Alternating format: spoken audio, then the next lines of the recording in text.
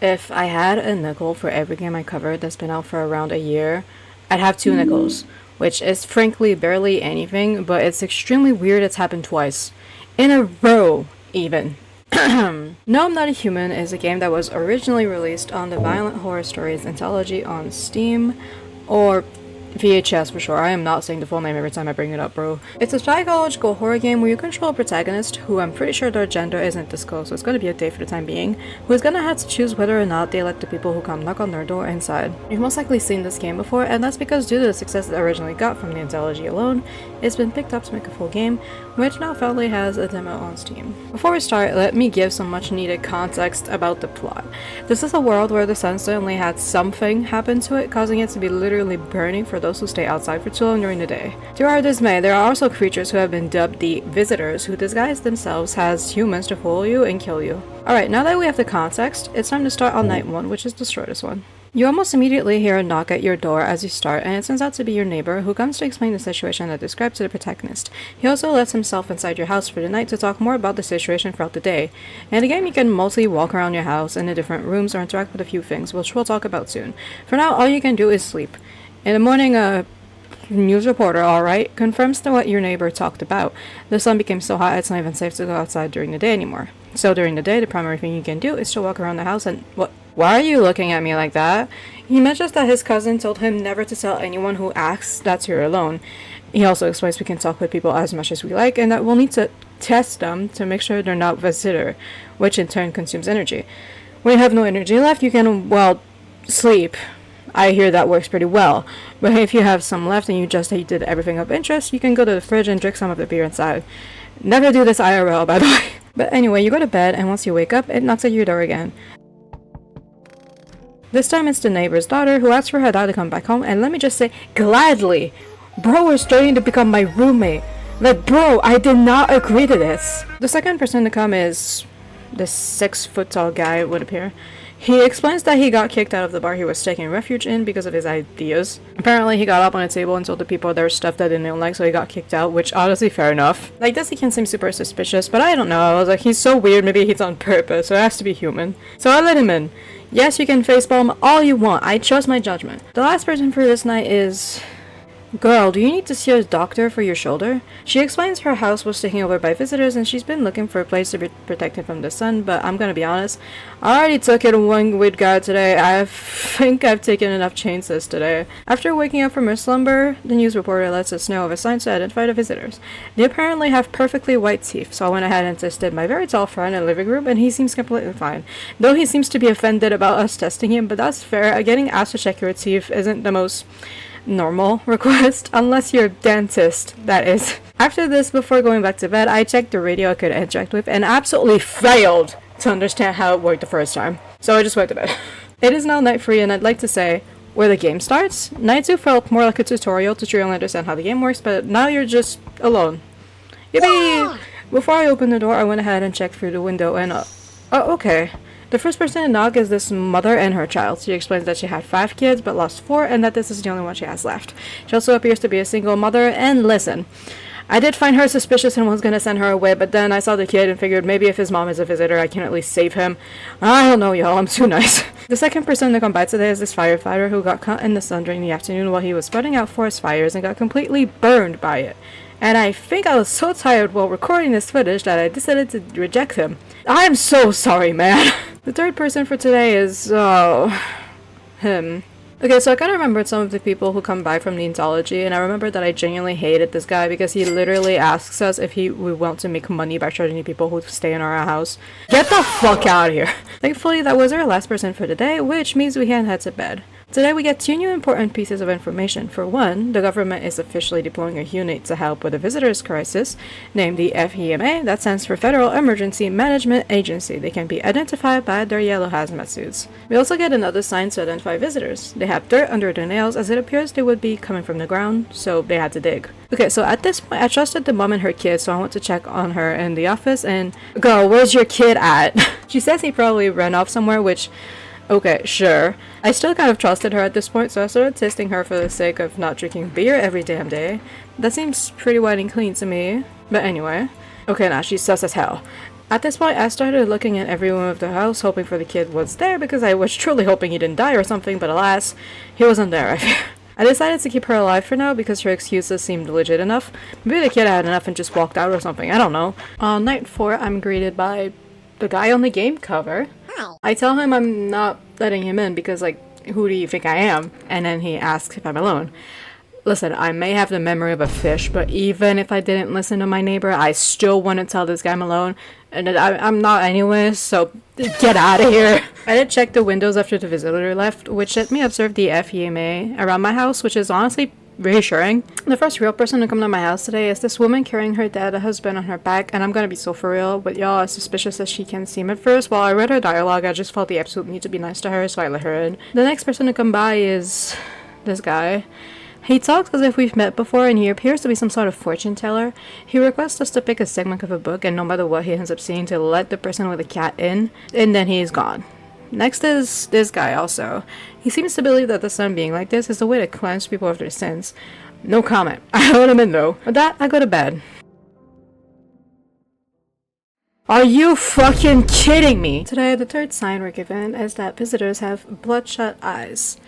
Why are all these signs so generic? I immediately go ahead and check which of my guests died. No! Nah, don't worry, I'll eventually...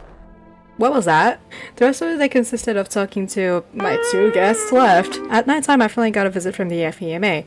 The agent says they'll need to take 1 person inside my house for testing. This is randomized, but in my case, it's like the women, which means I only have the alcoholic person left. Next was this person in a wheelchair. They acted a lot as if they knew me in the house for some reason, but like it's kind of obvious from a mile away that they're trying to act like they know me to trick me. Some of them will also offer you something when you first let them in, which was their case, but I still refused. The next day, I get another sign of a visitor from the news. Apparently, they have hairless armpits, which once again is extremely random. Like last night, the neighbor's daughter came by because their house burned down and our neighbor died, so she came here for refuge. She's a child, so I honestly doubt she would have hair in her armpits, you know? I still talked to her during the day, and the poor girl was so traumatized she could barely say anything, so I ended up leaving her alone for now and went to see my other guest, who passed all the tests also. Surprisingly. At nighttime, our first visit is from this guy who I can only describe by looking at a Discord mod. He explains he's in a bad mood and fair, I guess. I'd be pissed too if I can only do stuff at nighttime. I let him inside after he offered me an item. I honestly don't know what they're meant to be used for. After there's a grandma. Apparently she's been walking most of the night and wants to come in to rest. I decided to tell her she can come in, but apparently someone else in the house scares her or something, so might as well leave then. She was the last person to come by today, so it was time to head to bed, and when I do...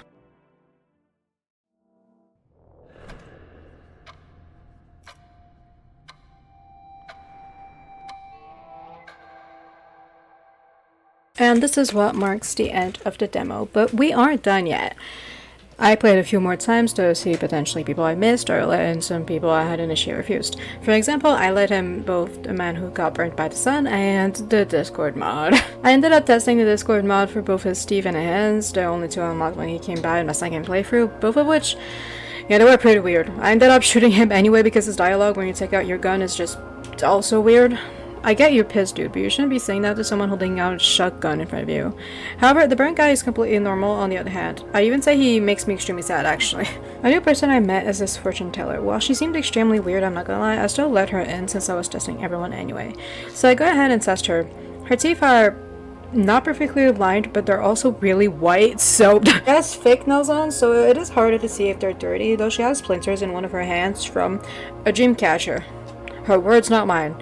Last straw is her eyes. She has multiple red spots in them, and she says the moon is to blame. Yeah, you're gonna need a better excuse than that, girl. Next night, I end up meeting the twins. The one in front explains that her sister is severely depressed, and therefore she's pretty much her caregiver. Or at least she helps her with some basic tasks. These 2 are actually completely fine. They get an, Sylvie certified not a weirdo badge. Also, I finally got the radio working.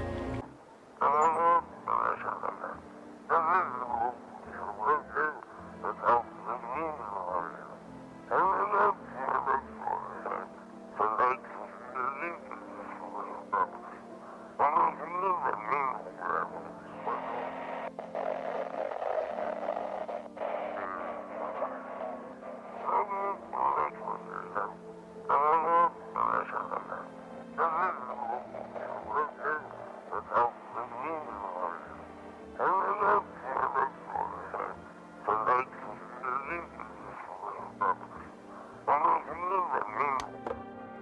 also ended up taking the person in the wheelchair and tested them as well. Their teeth look weird, but my main concern is how they lost their fingers and they just think they'll grow back. Like earlier, you're gonna need a better excuse than that.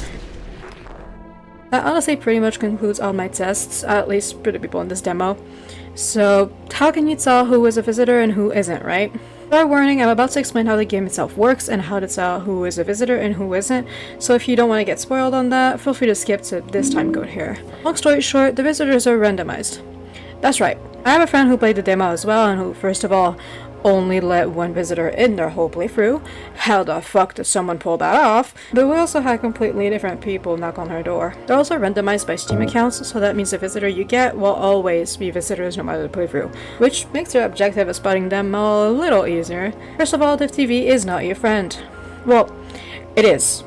But it stops really helping after telling you what exactly to check on your guests. While sometimes they can be accurate, sometimes those signs are way too vague and even simplistic to be actual science. A good example is the woman carrying her husband. While she can seem suspicious when she knocks on your door, letting her in is a good decision.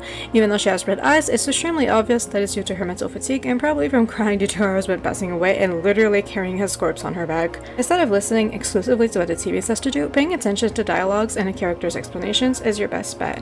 Another example to give about a character who's not included in this demo but rather in the original game in the anthology is the Doctor. When you check his eyes, you can see he has a disease causing him to have two people in one eyes, aka polychoria, and he is able to explain it to you very clearly, which makes more sense than the guy with an Among Us shirt telling you it's just a disease or the fortune teller telling you that her eyes are red because of the moon. Well, yes, it can be hard to do this by simply looking at dialogue since some of them honestly hide really well. There's another way. There's the quote jump scares that pop up when you kill a visitor that for me popped up when I killed the mother with a kid and her fortune teller. I put them in quotes because I honestly didn't even know they were jump scares until I filled out the feedback form they have in the main menu. A good example of when talking to your guests is helpful is when you do decide to take the girl with an arched shoulder in. If you talk to her every day, she eventually switches from scared and paranoid to fully admitting that she's a visitor. Or to make it easier, I could just tell you who's a confirmed visitor and all. The one who are always visitors, aka not counted in the randomizer, are the girl with the arched shoulder I mentioned, the guy with an Among Us shirt, the Discord mod, and the fortune teller. 3 of them are randomized: the alcoholic, the person in a wheelchair, and the mother with her son. The rest are all guaranteed to be humans. At least if I'm correct. Correct me if I'm not. Endings-wise, the only ending you can get is by telling the visitor that you're alone, or if you're just alone in general.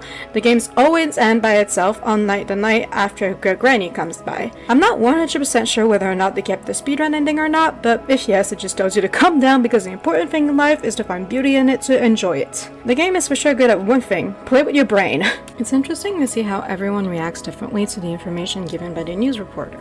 Some will take it as a game mechanic and then only realize their mistake after killing someone, or others immediately spot how generic the signs are and will instead trust their gut and listen to what the characters have to say. Some also take on an extremely paranoid way of playing where they doubt anyone who appears just a little suspicious and only let inside the ones they think are 100% safe, while some decide to take as many people in to protect them from both the sun and the visitors, which is a reason why I find it interesting to watch a bunch of people's playthroughs to see how they make their decisions. It's also an amazing detail to add the windows as a way to see the state of the world outside. It really adds to the fear factor to see everything around you going from peaceful to chaos in mere days, and even seeing visitors outside your house. It really confirms that the danger is extremely real and it's all around you.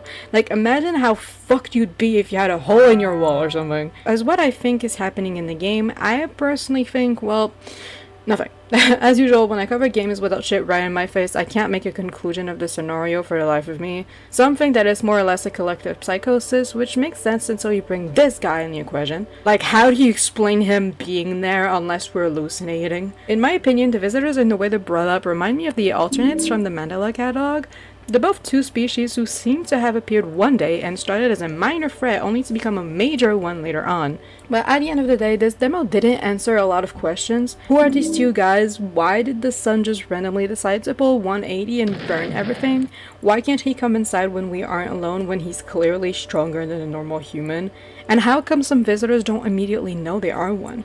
And did they indeed come out of the ground like zombies, like the TV says? This demo was most definitely more of a technical demo, showing off new guests, adding other things to interact with, and overall some minor details than trying to amplify their lore and give us answers. I honestly wouldn't be surprised if this game turned out to be an ARG at some point after the full release, but for now we can only wait until fall. Until then, feel free to let me know what your thoughts are below. Feel free to also subscribe if you don't want to miss what I've got cooking next, and until then, I'll... Hello? Yeah, what's up? Oh my god. Calm down. What's going on?